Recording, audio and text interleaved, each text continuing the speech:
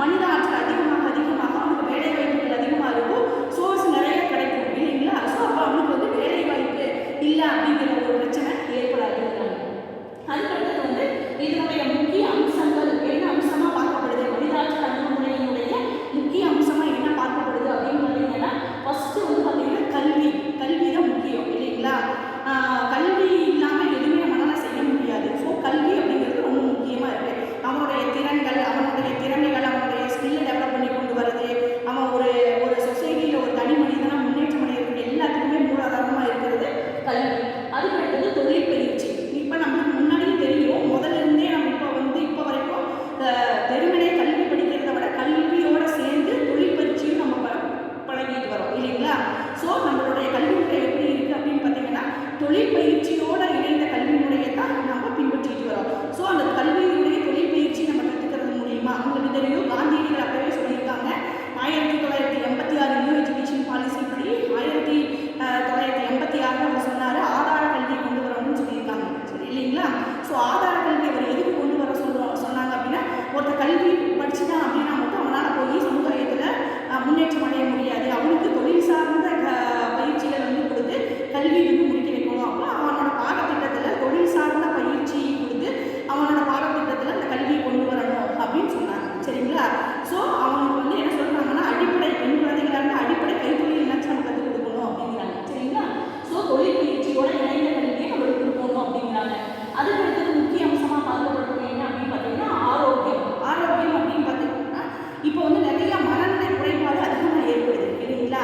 So எதுக்கு எடுத்தாலும் நம்ம டிப்ரெஷன் ஆகிடும், எதுக்கு எடுத்தாலும் அது இந்த மாதிரி ஆகிடுச்சு, என்னால் இன்னும் வாழ முடியாது, என்னால் இப்படி ஆகுது அப்படிங்கிற டிப்ரெஷன் அதிகமாக ஆகிறது.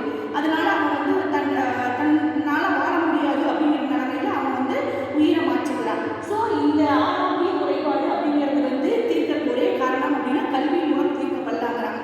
தன்னம்பிக்கை, தைரியம், முயற்சி செஞ்ச எதுவும் நம்மளால முடியாது அப்படிங்கிற ஒரு நம்பிக்கையை கொடுத்து அவனோட மனதையும் உடலையும் ஆரோக்கியமாக வைக்க முடியும் கல்வியின் மூலியமா.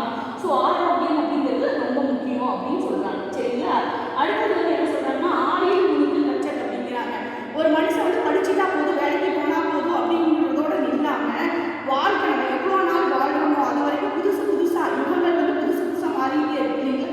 புதுசாக ஒரு நாள் புதுசாக நம்ம கற்றுக்கிட்டே இருக்க வேண்டியதாக இருக்குது. ஸோ நம்மளுடைய கற்றலை வந்து ஒரு குறிப்பிட்ட ஒரு கற்றலோட நிறுத்தாமல் நம்ம தொடர்ந்து வந்து லேர்ன் பண்ணிக்கிட்டே இருந்தோம்னா நிறைய வந்து கற்றுக்கலாம். இந்த உலகத்துக்கு நவீன யுகத்துக்கு தகுந்தாப்புல நம்மளுடைய நாலேஜும் இம்ப்ரூவ் ஆகும், நம்மளோட ஸ்கில் டெவலப் ஆகும்னு சொல்கிறாங்க. ஸோ ஆயுளுக்கு நம்மளுடைய கற்றல் அப்படிங்கிறது ரொம்ப ரொம்ப முக்கியம் அப்படின்னு சொல்கிறாங்க. சரிங்களா. அதுக்கடுத்து கடைசியாக பார்க்க போகிறது என்ன அப்படின்னு பார்த்தீங்கன்னா, மனித மூலதன முதலீடு அப்படிங்கிறாங்க. என்ன அப்படின்னு பார்த்தீங்கன்னா, மனிதனுடைய மூளையை தான் முதலீடுங்கிறாங்க இல்லைங்களா. ஸோ நம்ம மூளைதான் நம்ம இப்போ வந்து பார்த்தீங்கன்னா ஒரு சின்ன கரண்ட் கண்டுபிடிச்சதுலேருந்து இல்லைங்களா, ஒரு வாஷிங் மிஷின் கண்டுபிடிச்சதுலேருந்து ஒரு லேப்டாப் கண்டுபிடிச்சது எல்லாமே மனிதனுடைய ஆற்றல் தான். ஸோ மனிதனுடைய மூளை வந்து ஒரு மூலதனமாக வச்சு செயல்படுத்தணும் அப்படிங்கிறாங்க. சரிங்களா. இதுதான் மனித ஆற்றல் அணுகுமுறையினுடைய தேர்தல் மற்றும் முக்கியத்துவம் அப்படின்னு சொல்கிறாங்க. ஓகேங்களா.